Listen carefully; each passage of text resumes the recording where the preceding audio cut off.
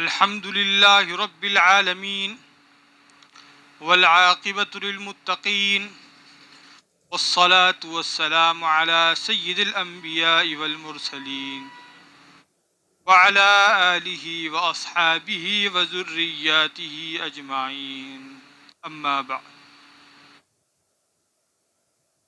ایمان کے بعد انسان کی زندگی کو سنوارنے اور فلاح کے مقام تک پہنچانے میں جس چیز کا سب سے بڑا دخل ہے وہ خوف الہی اور فکر آخرت ہے. اسی لیے جناب رسول اللہ صلی اللہ علیہ وسلم نے ان دونوں چیزوں کو امت میں پیدا کرنے کی بہت کوشش فرمائی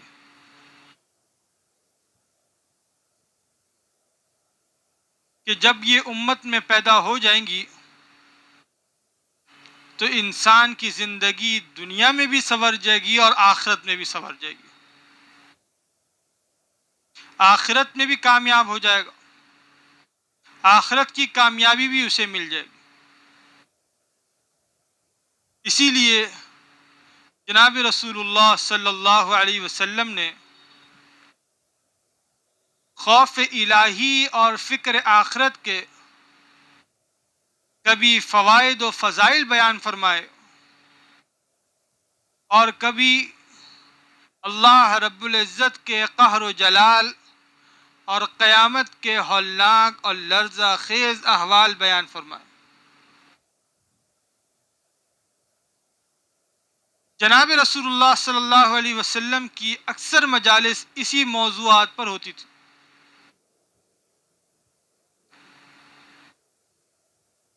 صحابہ اکرام رضوان اللہ علیہ مجمعین آپ کی خدمت میں حاضر ہوتے تھے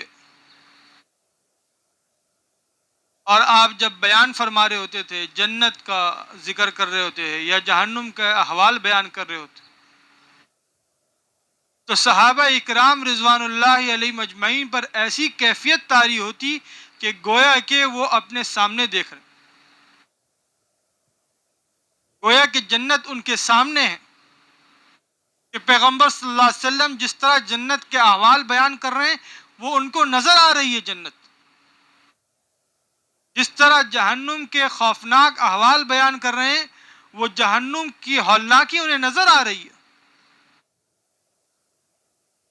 یہ کیفیت جب انسان کے دل میں پیدا ہو جائے تو انسان کے لیے نیکی کرنا آسان اور گناہ کرنا مشکل ہو جائے. آج جو دنیا میں جہاں جہاں جرائم ہو رہے ہیں، جو گناہ ہو رہے ہیں، کوئی کسی کے پر ظلم کر رہا ہے، کوئی کسی کا مال غصب کر بیٹھا ہوا ہے، کوئی کسی کو تان و تشنی کا وہ بنایا ہوا ہے، تان و تشنی کر رہا ہے، کوئی برا بھلا بول رہا ہے اور پرسکون زندگی گزار رہے ہیں. اس کی وجہ یہ ہے کہ دل میں خوف الہی اور فکر آخرت ابھی تک نہیں آئی. جب فکر الہی اور خوف الہی آ جائے گا، اللہ رب العزت کی محبت دل میں آ جائے گی، جہنم کی ہولناکی دل میں آ جائے گی، تو اس وقت انسان ہوگا دنیا میں لیکن اس کا قلب اللہ رب العزت سے جڑا ہوا ہوگا، اس کی قلبی کیفیت اللہ رب العزت کے ذکر سے معطر ہوگی. امام بخاری رحمۃ اللہ علیہ نے حضرت ابو ہریرہ رضی اللہ عنہ کی روایت نقل فرمائی ہے. وہ فرماتے ہیں کہ جناب رسول اللہ صلی اللہ علیہ وسلم نے ارشاد فرمایا، والذی نفسی بیدی، قسم ہے اس ذات پاک کی کہ جس کے قبضے میں میری جان ہے، لو تعلمون ما اعلم، اگر تم وہ سب جان لو جو مجھے معلوم ہے، یعنی اللہ رب العزت کی شان بے نیازی، اس کے قہر و جلال، اور قیامت کے آخرت کے ہولناک اور لرزہ خیز احوال تمہیں معلوم ہو جائیں جو اللہ رب العزت نے مجھ پر منکشف کر دیے، جو چیزیں میں دیکھتا ہوں وہ تمہیں نظر آنے لگے، جو میں سنتا ہوں وہ تمہارے کان بھی سنے، لَبَكَيْتُمْ كَثِيرًا وَلَضَحِكْتُمْ قَلِيلًا، تو تمہاری کیفیت یہ ہو کہ تمہارا ہنسنا ختم ہو جائے اور رونا بڑھ جائے، یہ کیفیت ہو جائے۔ اسی طرح ایک اور روایت میں آتا ہے، ابو ذر غفاری رضی اللہ عنہ فرماتے ہیں کہ جناب رسول اللہ صلی اللہ علیہ وسلم نے ارشاد فرمایا کہ عالم غیب کی جو چیزیں میں جانتا ہوں اور جو چیزیں میں سنتا ہوں، اگر وہ تم سنو، مفہوم حدیث ہے، تو تمہارا رونا بڑھ جائے اور ہنسنا ختم ہو جائے، اور اللہ کی یاد سے، اللہ کا ذکر سے ہر وقت تمہاری زبان معطر رہے، اس کے سامنے تم ہر وقت گریہ وزاری کرتے رہو، فریاد کرتے ہوئے جنگلات بیابان میں نکل جاؤ۔ اللہ رب العزت نے انسان کو جو علم کے ذرائع عطا کرے ہیں، عقل اور حواس وغیرہ،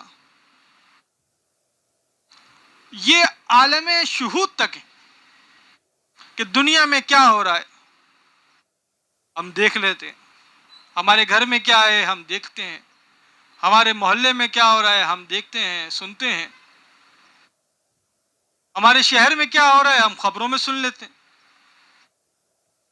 دوسرے ملکوں میں کیا ہو رہا ہے، سعودی عرب میں کیا حالات ہیں، امریکہ کا کیسا موسم ہے، لندن کا کیسا موسم ہے، وہاں لوگ کیسے زندگی گزار رہے ہیں، ہمیں خبروں کے ذریعے معلوم ہو جاتا ہے۔ نہیں تو ہمارے جو رشتہ دار، جو دوست احباب وہاں رہتے ہیں وہ ہمیں بتا دیتے ہیں، ہمیں اس کا علم ہو جاتا ہے۔ لیکن جس بھائی کو، جس دوست کو، جس رشتہ دار کو، جس احباب کو ہم اپنے ہاتھوں سے قبر میں رکھ کر آتے ہیں، اس پر کیا گزرتی ہے، اس کے کیا احوال ہیں؟ بظاہر تو قبر ایک گڑھا ہے، لیکن وہی بھائی، وہی دوست، وہی رشتہ دار موت سے پہلے تک ہمارے ساتھ تھا، آج اس کو ایک گڑھے میں رکھ کر آ گئے، ہم قبر میں رکھ کر آ گئے۔ اب اس پر کیا احوال گزر رہے ہیں، کیا حالات گزر رہے ہیں، وہ ہمیں معلوم نہیں۔ بظاہر تو قبر ہے، لیکن اندر جو احوال اس پر گزر رہے ہیں وہ ہمیں پتہ نہیں چلتے، اور نہ ہی وہ آ کر ہمیں بتا سکتا ہے کہ مجھ پر یہ حالات گزر رہے ہیں، یہ میری حالت ہے، یہ چیزیں میں دیکھ رہا ہوں، یہ جنت کی نعمتیں دیکھ رہا ہوں، یہ جہنم کا عذاب دیکھ رہا ہوں۔ تو یہ ہمیں معلوم نہیں ہو سکتا، اس لیے کہ ہماری عقل اور حواس کی حدود وہاں تک نہیں ہے۔ یہ تو ہمیں پیغمبر صلی اللہ علیہ وسلم کی بتانے سے معلوم ہوگا، اور اس کی وجہ یہ ہے کہ اللہ رب العزت کو انسان سے خلافت عرضی کا کام لینا، اور یہ تبھی ممکن ہے جب انسان یہاں پر سکون سے، اطمینان سے رہ سکے۔ اگر انسان کو وہ احوال دکھا دیے جائیں، مثلا قبر میں کیا ہوتا ہے، قبر کا عذاب دکھا دیا جائے، جہنم کا عذاب دکھا دیا جائے، تو اس کی زندگی صرف عبادت ہی میں گزرے گی۔ جو وقت اسے ملے گا، ہر سانس وہ کوشش کرے گا کہ میری ہر سانس میری آخرت کے لیے ذخیرہ بن جائے. اپنا جو وقت ہے کھانے پینے کا وہ بھی ضائع نہیں کرے گا. اس وقت کو بھی اللہ رب العزت کی حمد و ثنا میں، فریاد میں، گریہ و زاری میں گزارے گا، اللہ سے مانگنے میں گزارے گا، نیک اعمال میں گزارے گا. اس لیے کہ جنت اور جہنم کے احوال معلوم ہو گئے اسے. قیامت میں جو سکہ چلنے والا ہے وہ سکے کا پتہ چل گیا. آپ سعودی عرب جاتے ہیں تو وہاں ریال استعمال کرتے ہیں، جا کر وہاں پر پاکستانی روپیز تو استعمال نہیں کرتے، وہاں ریال استعمال ہوتا ہے. پاکستان میں پاکستانی روپے کا استعمال ہوتا ہے. تو قیامت کے دن وہاں کی کرنسی کیا ہے، وہاں کا سکہ کیا ہے؟ وہ یہ نمازیں ہیں، یہ ذکر اذکار ہیں، یہ تلاوت ہے، یہ تسبیحات ہیں، یہ صدقہ ہے، یہ کسی کے ساتھ خیر خواہی کرنا ہے، کسی کے ساتھ بھلائی کرنا ہے، کسی کی مدد کرنا ہے، کسی بیمار کی عیادت کرنا ہے، کسی مجبور کی مجبوری دور کرنا ہے، کسی پریشان حال کی پریشانی کو دور کرنا ہے. یہ آخرت کا سکہ ہے، یہ آخرت کی کرنسی ہے. جو انسان کرتے جائے گا آخرت میں ذخیرہ بنتا جائے گا. لیکن اللہ رب العزت نے انسان کو قیامت کے احوال تو بتائے ہیں لیکن دکھائے نہیں ہیں. اور چونکہ انبیاء اکرام کی جو ذمہ داری ہوتی ہے وہ امت کی رہنمائی ہوتی ہے، امت کو اللہ سے ملانا ہوتا ہے، اللہ کی یاد دہانی کرانی ہوتی ہے، اللہ رب العزت کی چاہت کا بتانا ہوتا ہے. اس لیے انبیاء اکرام کو کچھ مشاہدات کرائے جاتے ہیں. جناب رسول اللہ صلی اللہ علیہ وسلم کو بھی کچھ مشاہدات کرائے گئے. اسی لیے تو آپ صلی اللہ علیہ وسلم فرماتے ہیں لو تعلمون ما اعلم، اگر تمہیں وہ سب معلوم ہو جائے جو میں دیکھ کر آیا ہوں، جو میں مشاہدہ کر آیا ہوں، جو میں جانتا ہوں، تو تمہاری کیفیت پھر یہ کیفیت نہ ہو جو تم ایسی زندگی گزار رہے ہو. ہر وقت رونا اور ہنسنا تمہاری زندگی سے ختم ہو جائے، خوشیاں تمہاری زندگی سے ختم ہو جائیں.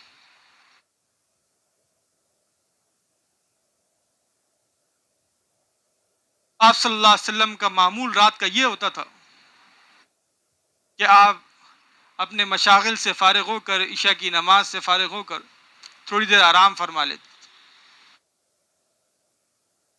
اور آرام فرمانے کے بعد پھر تہجد کے لیے اٹھ جاتے. جب رات کی تہائی رات گزر جاتی تو آپ صلی اللہ علیہ وسلم فرماتے یا ایھا الناس، اے لوگوں، اذکر اللہ، اذکر اللہ، اللہ کو یاد کرو، اللہ کو یاد کرو. قیامت کا ہولناک منظر بس قریب آنے ہی والا ہے. تتبعها الرادفہ، ایک اس کے پیچھے ایک اور جھٹکا آنے والا ہے، یہ سور پھونکے جانے والا ہے. جاء الموت بما فیہ، موت اپنے ساتھ وہ تمام چیزیں لے کر سر پہ آ کھڑی ہوئی ہے. یہ سب احوال موت کے بعد نظر آئیں گے نا انسان کو، کہ جنت میں کیا ملے گا، جہنم میں کیا عذاب ہوگا، اللہ رب العزت کا دیدار کن خوش نصیبوں کو ہوگا، کون شقی ہے، کون بدبخت ہے، اور کون سعید ہے، کون بامراد ہے، یہ اس دن پتہ چلے گا.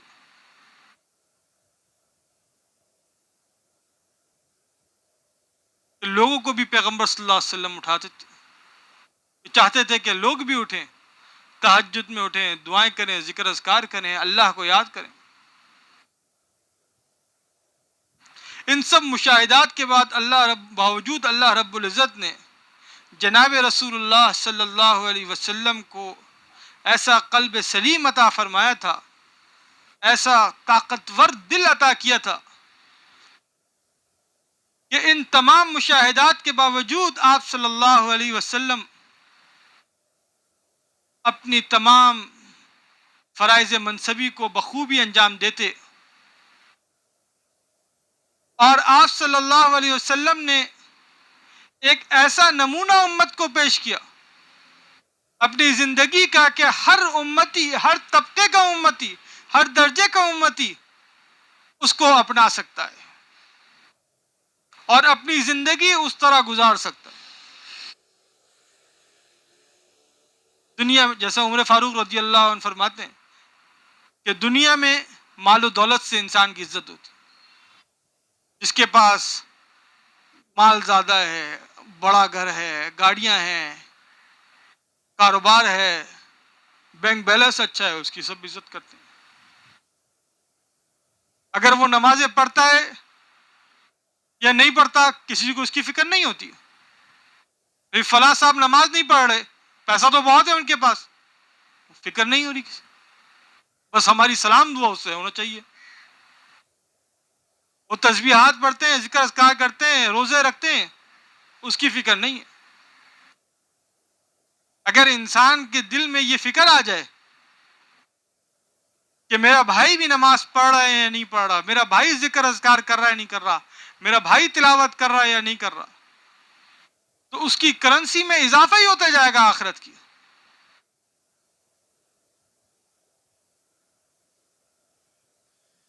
تو دنیا کی عزت مال و دولت کے ساتھ ہے۔